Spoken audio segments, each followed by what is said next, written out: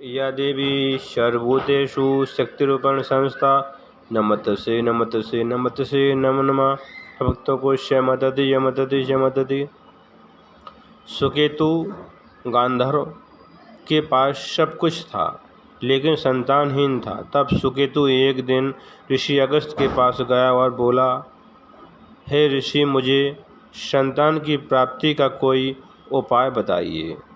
तब ऋषि अगस्त ने सुकेतु को कहा, हे सुकेतु, तुम संगीत से भगवान शिव को प्रसन्न करो। तब सुकेतु गांधर्वों के पास गया और गांधर्वों से संगीत सीखने लगा और संगीत सीखने के बाद सुकेतु ने भगवान शिव को प्रसन्न संगीत से करने लगा।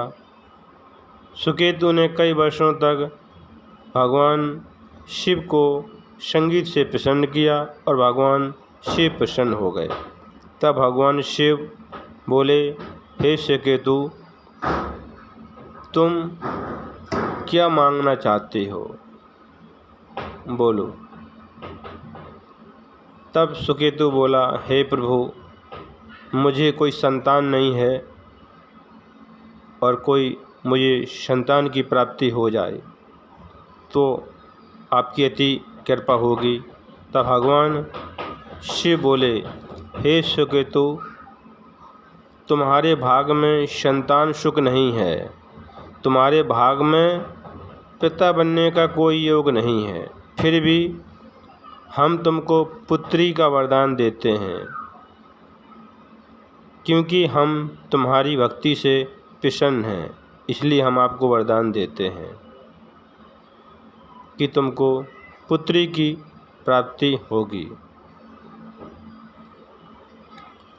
पुत्री को असुरों से बचाना, क्योंकि सुकृति यक्षिणी की गर्भ से इसका जन्म होगा, इसलिए इसमें माता के कुछ लक्षण बने रहेंगे, इसलिए इसको असुरों की संगति से बचाना।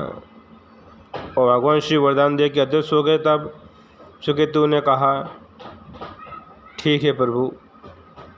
और सुकेतु अपने महल में वापस आ गया। तब सुकेतु ने उस पुत्री की देखभाल करने लगा। पुत्री जैसी जवान हुई, बड़ी हुई, शरीर से विशाल थी, तो उसका नाम ताड़का रख दिया। और सुकेतु ने अपने पुत्री की शिक्षा गांधर्व आश्रम में भेजने लगा। सुकेतु ने कहा कि पुत्री, तुम जाओ गांधर्व आश्रम में संगीत की शिक्षा सीखो, संगीत सीखो। लेकिन ताड़का का मन संगीत सीखने में नहीं लगता था। तो एक दिन गुरुजी ने कह दिया, हे ताड़का, तुम्हारा मन संगीत सीखने में क्यों नहीं लगता है। तब ताड़का ने गुरुजी का अपमान कर दिया और आश्रम से निकलकर आश्रम को छोड़कर जंगल की ओर चली गई और असुरों के साथ समय बिताने लगी, असुरों के साथ रहने लगी। जैसी ताड़का जवान हुई, बड़ी हुई, विवाह के योग हुई, तब सुकेतु गांधर्व ने कहा कि मैं किसी गांधर्व के साथ इस ताड़का का विवाह कर दूंगा। शीघ्र ही ताड़का के लिए कोई सुंदर गांधर्व से विवाह कर दूंगा। तब ताड़का ने कहा, हे पिताश्री, मेरा विवाह किसी शक्तिशाली असुर से होगा, गांधर्व से नहीं होगा। और ताड़का ने अपने विवाह का प्रस्ताव शून्य के पास गई और शून्य से कहा, हे शून्य, मैं आपसे विवाह करना चाहती हूँ। तब शून्य ने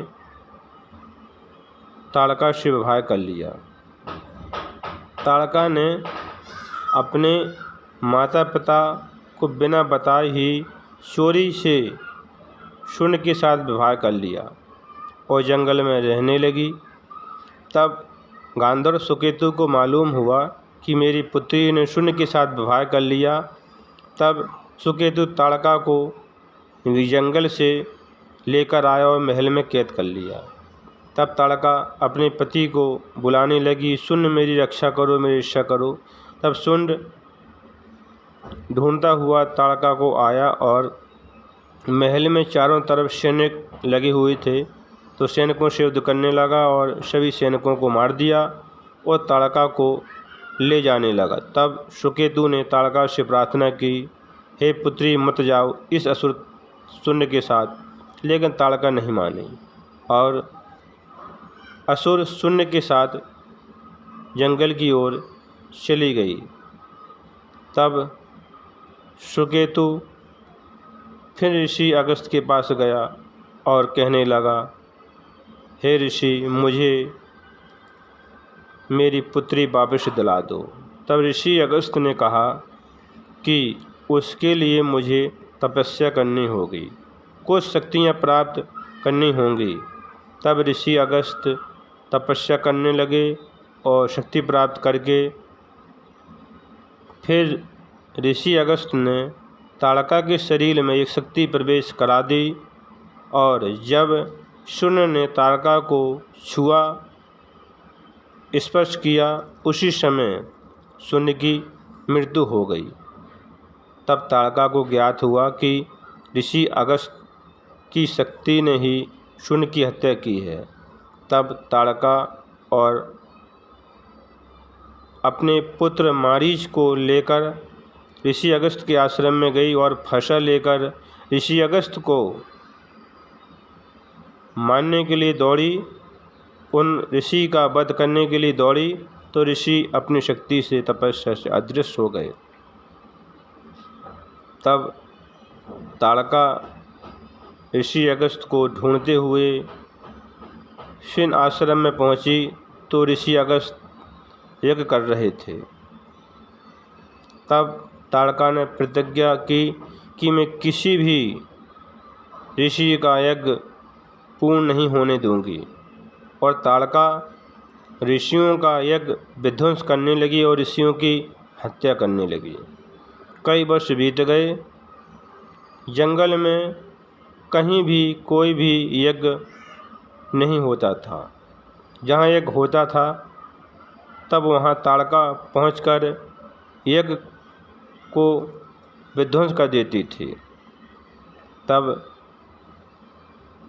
कई वर्ष बीतने के बाद विश्वामित्र ने यज्ञ किया, तो सभी ऋषि विश्वामित्र के पास आए और बोले, हे ऋषिवर, आप यज्ञ कर रहे हैं, यह यज्ञ तो पूर्ण नहीं होगा क्योंकि ताड़का इस यज्ञ को विध्वंस कर देगी। तब विश्वामित्र राजा दशरथ के पास गए और कहा, हे राजन, आप अपने पुत्र राम लक्ष्मण को मेरे साथ यज्ञ की रखवाली के लिए भेज दीजिए। तब राजा दशरथ ने राम लक्ष्मण को यज्ञ की रखवाली के लिए भेज दिया और भगवान श्री राम ने ताड़का का